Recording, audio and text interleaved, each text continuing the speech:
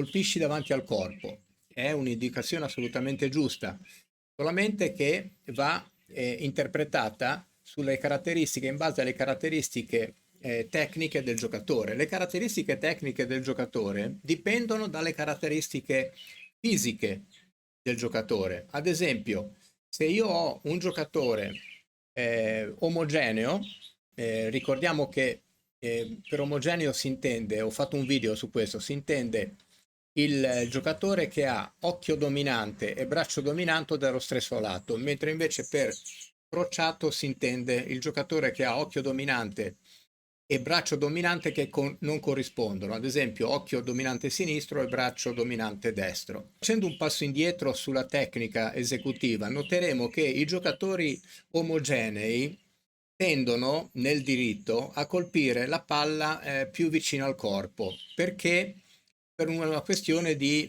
visuale. Se vi ricordate, Djokovic ha un impatto diverso da Federer. Federer gioca col braccio molto più disteso e Djokovic con il braccio più flesso.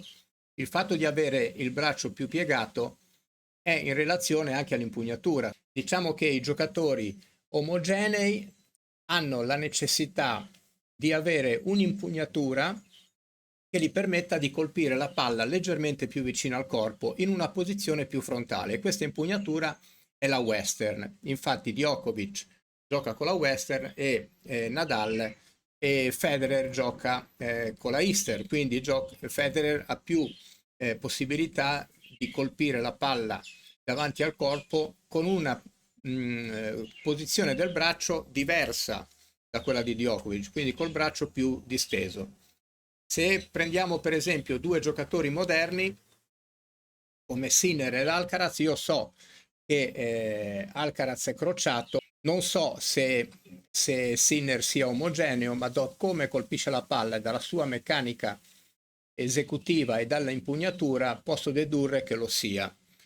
Quindi vediamo il davanti al corpo per Sinner e per Alcaraz. Cosa significa il davanti al corpo? Ecco, questo è l'impatto di Sinner davanti al corpo. È sicuramente davanti al corpo, però non ha lo stesso impatto davanti al corpo di Alcaraz. Alcaraz ha il braccio molto più disteso e l'impatto avviene più lontano dal corpo.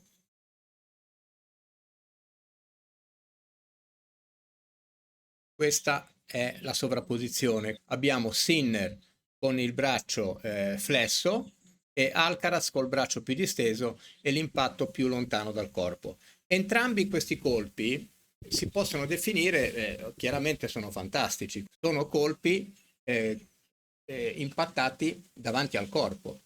Ho fatto questo video perché dovevo farne un altro, dovevo fare il video quello sulla correzione del rovescio, però e lo farò, però ho fatto questo video perché l'altro giorno ho allenato un ragazzo e lui aveva una percezione dell'impatto davanti al corpo sbagliata. Perché? Andiamo a vedere il caso di questo ragazzo.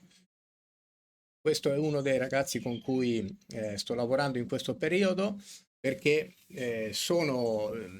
sto collaborando con la Federazione Mauriziana di tennis come direttore tecnico, quindi questo è il mio incarico che è molto stimolante. Intanto c'è da dire che io gli ho proposto un cambio e poi gli ho chiesto quali erano le sue sensazioni. Lui, il video che adesso andiamo a vedere è il video con il colpo modificato. Lui lamentava all'inizio che non colpiva la palla davanti al corpo. Quando io l'ho visto giocare, colpiva la palla sempre fuori dal centro delle corde. Io gli ho detto, guarda, proviamo a fare questo cambio. Il cambio l'ha fatto e poi gli ho chiesto qual è la tua sensazione. E lui mi ha detto la sensazione è quella di colpire la palla vicino al corpo.